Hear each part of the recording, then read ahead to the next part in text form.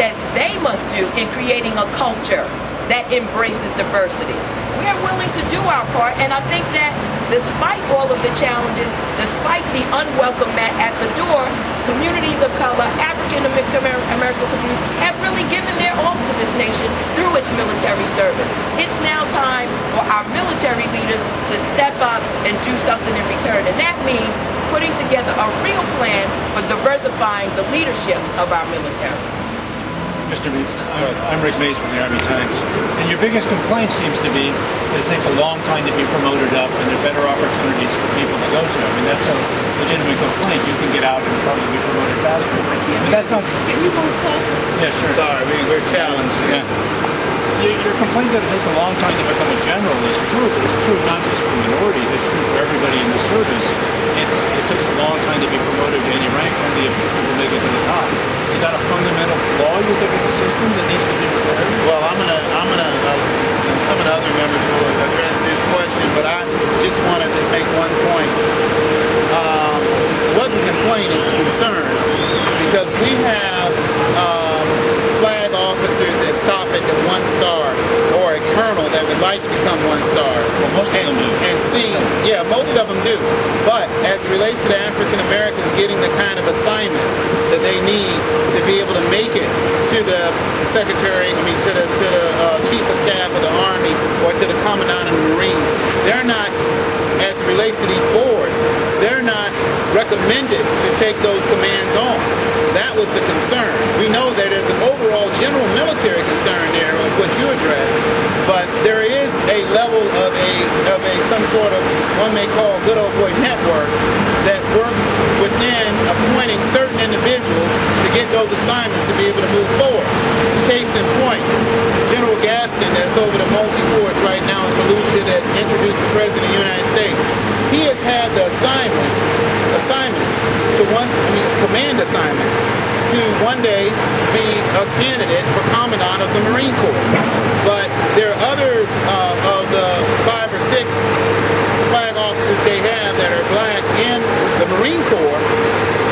A number of them have not received those assignments. So that then makes the other 5 or the other 4 ineligible to be able to move up the ranks. It's very, very important. I believe it's very political within the military. They say one thing, saying that we want diversity at the higher ranks, but they're not doing the kind of things as it relates to mentoring that Mr. Scott talked about and others that need to happen to achieve that. We're talking about an in-strength issue. We're talking about a command issue. We're talking about a recruitment issue. Because if someone doesn't look up based on what Title 10 is saying and say that one day I can be, you have a plethora of folks who want to run for Congress. Why? Well, they see Hispanic members of Congress. They see black members of Congress. So you have to see that to be able to believe that you can move up, or we won't get the best and brightest. And if I might comment on that also, I think Congressman Meek is correct. Title 10 of the United States Code has been in place for a while, and it needs to be reviewed to determine whether or not the standards that are set for promotions and the numbers that are set and all of the other particulars within that needs to be modernized to fit the new times that we're in. We're moving towards a smaller military, and why can't we look at the qualifications, the timetables, timelines, and that kind of thing that go along with promotions? That whole process needs to be looked at to make sure that it fits within the times that we now live in. There's one other quick point. You said it's 25 years. That shows the urgency of starting now, because what we do now will have its ultimate impact on the flag officer ranks 20 and 25 years from now. So to the extent that we wait, it just pushes out the solution that we're sure. Stephanie, you want to make it? Yes. The point I wanted to make, and I appreciate Mr. Chairman giving me this opportunity, it is we are clearly think that the period of time upon which it takes to get into the military or to leadership may be prolonged, but we're not questioning that. What we're saying is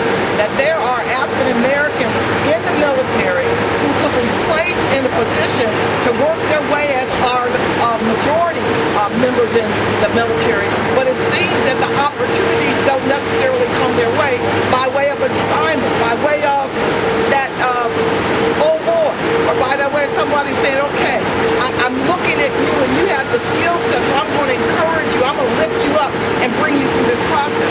And it is we're questioning whether that happens as easily for African American officers as it does for other officers. And in addition, what we are saying is that there is an obligation on the military where they have said that diversity in the military is necessary for an effective military throughout the world, then there is an obligation on the part of the leadership to make sure that that diversity occurs. Several of these said met resistance when you were speaking to the officer. Were they saying, probably have to step in so the members can hear you. were they saying that they've already addressed the problem, or they don't really see the problem? I don't think they see the problem that they have. One instance, they say that there's not a bias, but then better yet, they don't have the individuals in the room that will be able to make the decision that needs to be made in the case of flag officers. The sensitivity that should be given to a diverse military as we move into a different mission. Donald Rumsfeld talked about a smaller, more agile military. Based on our meeting today, hopefully there will be people that would have opportunities and a command opportunity to make themselves eligible to be at the Pentagon making the serious decisions versus personnel versus supply, but command decisions so they can have the portfolio. The resistance was met that I don't think that there's been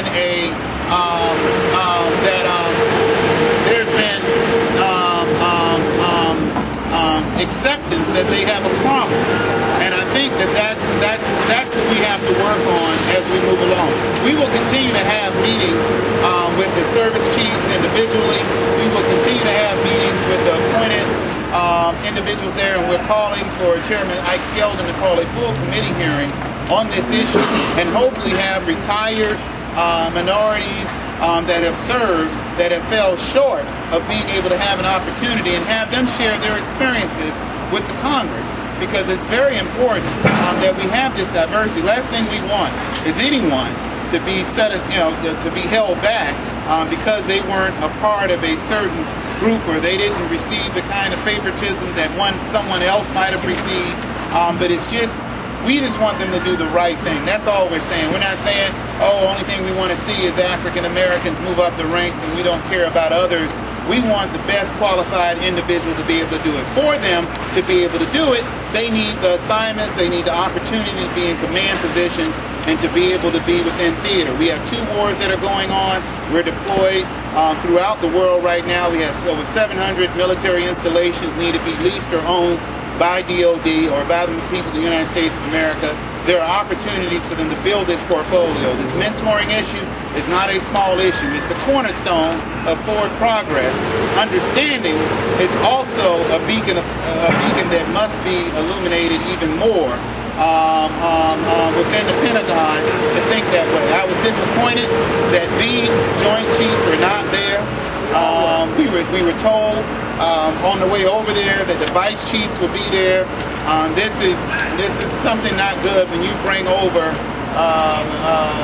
It's not a good thing when you bring the majority whip to the Pentagon. You bring several chairs of committees to the Pentagon. You bring a member of Defense Appropriations to the Pentagon. Someone myself who's been there on several occasions to see this kind of meeting, this historic meeting to take place. And for those individuals that are making the decisions not to be present for a meeting that has been scheduled for, we tried to schedule it for the last 2 months, is unacceptable. I'm hoping that in the future that we will be able to have future meetings with the Joint Chiefs and the Secretary of Defense. We do appreciate that Secretary England did all that he could to pull together the group that we met with today. We appreciate it. I just say one more thing. I want to be clear with all the issues that we are raising. The Congressional Black Caucus believes in the importance of a strong military and believes in the importance of the diversity of a strong military.